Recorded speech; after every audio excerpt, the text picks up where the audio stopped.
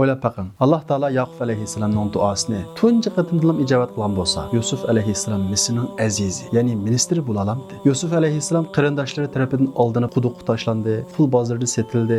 Ondan keyin Misrda Zulayxa tomonidan tuhmat qilindi, turmaga tashlandi, necha yil turmada yotdi. Yaqub alayhissalom Allohga duo qildi. Alloh taolo Yaqub alayhissalomning duosini kechiktirib, Yaqub alayhissalomga eng yaxshi shaklda ijobat qildi. Allah Taala Yusuf alayhissalomni Yaqub alayhissalomga faqat o'g'li sifatida emas, Misrning azizi sifatida qaytarib berishni iroda qildi. Biz Allohga duo qilamiz, lekin duoyimiz tunji qatimdilla, beshidilla ijobat bo'lmaydi. Kechikadi. Biz ishlarning oqibatini Alloh Taala bizga nimani iroda qildi, bizga nima ish qilmoqchi, uni bilmaymiz. Shuning uchun bizning vazifamiz Allohga to'xtamay duo qilish, Allohdan so'rash. Lekin Alloh Taala bizning duoyimizni bizga eng yaxshi vaqtda, eng yaxshi shaklda ijobat qiladi. Biz bununla ishinish bilan birga xuddi Yaqub alayhissalom kabi sabr bilan Yusuf alayhissalom qaytib kelgan qadar duo qilganga o'xshash to'xtamay duo qilamiz.